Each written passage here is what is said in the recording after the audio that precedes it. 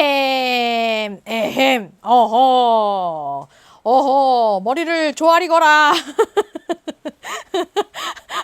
머리를 조아리쇼. 자, 이제 고개를 들라. 네.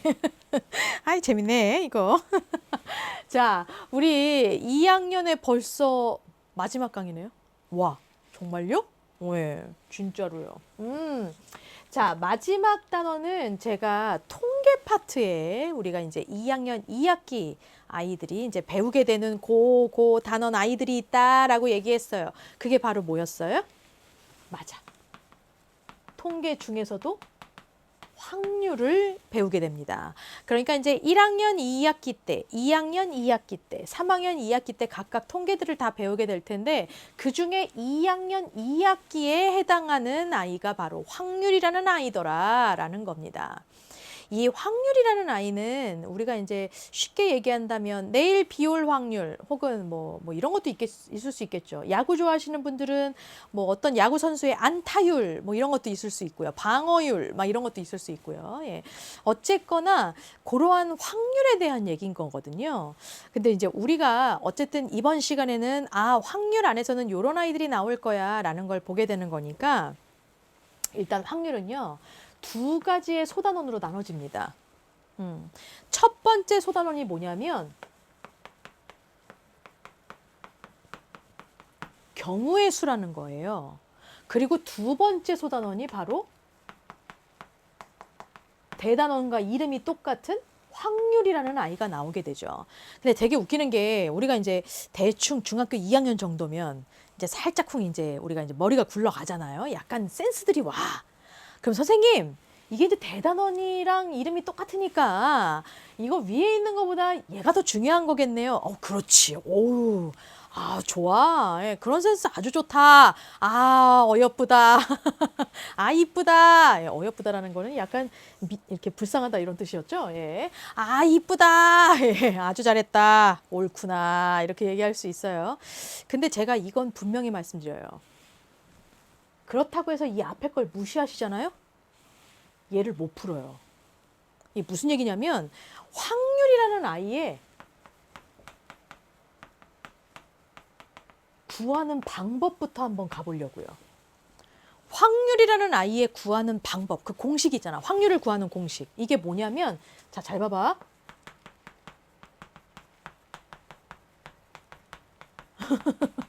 이거분에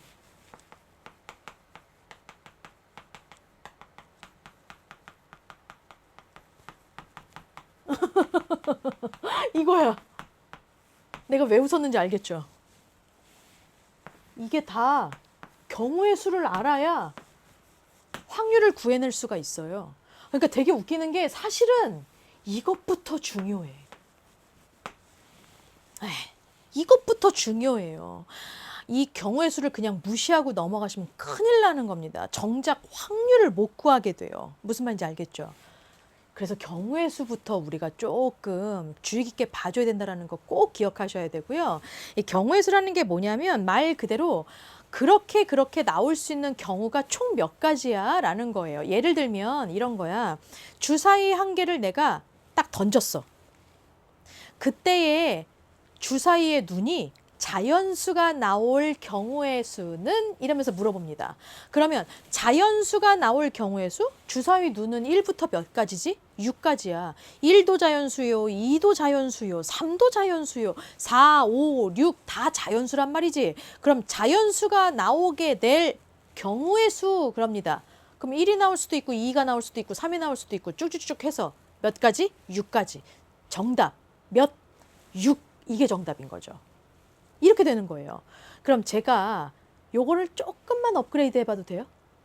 주사위, 서로 다른 주사위 두 개가 있었어요. 예. 빨간색 주사위랑 파란색 주사위가 있었는데요. 이 둘을 내가 동시에 빡 던졌어. 동시에 던졌어. 그럼 동시에 빡 던지면 얘네들은 나올 수 있는 경우의 수, 자연수의 눈으로 나올 수 있는 경우의 수 총 몇 가지일까? 그게 중요한 거거든요. 그래서 우리가 경우의 수 파트부터 잠깐 볼 거예요. 경우의 수는 요렇게 두 가지로 나눠진다라고 생각하시면 돼요. 더하기 하는 경우의 수랑 곱하기를 하게 되는 경우의 수. 그러니까 원래는 고등학교를 올라가시면 요 고등학교 때도 확률 요게 나오거든요. 네.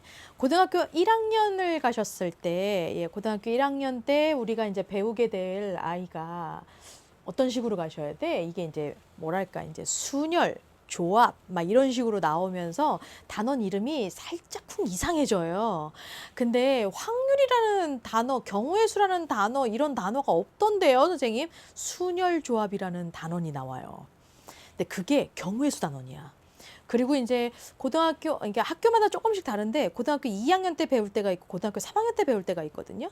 이제 확률과 통계, 일명, 언니, 오빠들, 그다음에 뭐 형, 누나들이 확통이라고 얘기하는 그 책이 있을 거예요. 그게 이제 확률과 통계를 줄여서 얘기한 건데 거기에서도 우리가 이제 나오게 되는 말이에요. 이걸 합의 법칙이라고 하고 이걸 곱의 법칙이라고 얘기를 해요. 근데 그건 고등학교 때 나오는 용어니까 제가 그 용어는 안 쓸게요. 근데 고등학교 때 배우는 거랑 똑같아요. 더하기를 해야 되는 경우의 수가 있고요. 곱하기를 해야 되는 경우의 수가 있거든요. 더하기를 하게 될 때에는 어떤 경우냐면 사건이 두 개가 생길 거야. 사건이 두 개가 생길 건데 그 두 개의 사건이 말이야. 또는 이라는 접속사로 이루어져요. 네.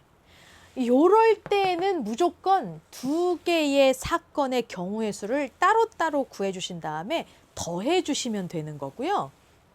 그 다음에 요 곱하기 할 때는 어떨 때냐면 어떤 사건 두 개가 있는데요. 이 두 사건이 동시에 라는 접속사로 이루어지면서 동시에 일어나는 경우의 수, 이런 식으로 물어보게 될 거예요. 혹은 이런 애들이 선생님이 이제 주력적으로 나오는 접속사거든요. 그런데 사실 우리는 이제 그 국어적인 아이들로 막 풀어보면 이거랑 비슷한 접속사가 뭐뭐이거나 뭐뭐 하거나 이런 걸로 나올 수도 있어요. 네, 그래서 이런 아이들도 다 더하기 해주는 경우의 수 법칙이구나라고 생각하시면 되고요. 이 동시에라는 것도 비슷한 접속사로 쓰일 수가 있거든요. 그것도 좀 알아두셔야 돼. 그건 뭐냐면 이런 그리고라는 아이, 그러니까 또는이랑 완전히 대조되는 아이죠. 그렇죠? 네. 그리고라는 아이도 나올 수 있고 아니면 뭐 연속적으로 이런 말도 나올 수도 있고 이게 다 비슷비슷한 접속사들이거든. 우리나라 말로 하게 되면 의미적으로 봤을 때. 그러니까 이제 이런 말도 나올 수도 있고 이런 말도 나올 수도 있어. 아무튼 이 동시에라는 의미를 가지고 있는 접속사로 이루어져 있는 사건이다라고 하게 되면 무조건 곱해 주시는 겁니다. 제가 아까 예를 들었던 게 뭐였냐면 빨간색 주사위랑 파란색 주사위가 있는데요. 이 둘을 동시에 빡 던졌어. 그러면 주사위에 눈이 나올 수 있는 모든 경우의 수는 몇 가지일까? 라고 제가 물어봤어요. 제가 동시에라고 그랬잖아요. 그럼 뭐 하셔야 돼요? 곱하셔야 돼요. 다시 말하면 파란색 주사위에서 나올 수 있는 눈이 나올 수 있는 경우의 수 몇 가지? 6가지요. 그다음에 빨간색 주사위에서 나올 수 있는 그 경우의 수 몇 가지? 6가지요. 그 둘을 뭐 하는 거게? 곱하면 되는 거죠. 그러면 몇 가지? 36가지의 경우의 수가 나오게 된다는 겁니다. 재밌죠, 이거? 이걸 동전으로 바꿀 수도 있거든요. 동전 100원짜리 동전이랑 동전 500원짜리 동전이랑 내가 동시에 빡 던졌어요. 그러면 동시에 던지게 되면 총 나올 수 있는 경우의 수 몇 가지일까요? 동전은 100원짜리 동전 던졌을 때 나올 수 있는 경우의 수 앞, 뒤 이렇게 가운데로 이렇게 설 수도 있어요. 안 되죠? 앞, 뒤 몇 가지? 2가지잖아요. 그리고 500원짜리 동전도 몇 가지? 앞, 뒤 2가지거든요. 근데 제가 어떻게 던진다고 그랬어요? 동시에 던진다고 그랬잖아요. 그럼 이거 둘을 뭐 해줘야 돼? 곱해줘야죠. 그럼 총 나올 수 있는 가지수 몇 가지? 네 가지. 그래서 경우의 수는 얼마? 4라고 하면 되는 겁니다. 그러니까 이제 요런 아이들부터 지금 제가 보여드린 예제는 굉장히 쉬운 예제고요.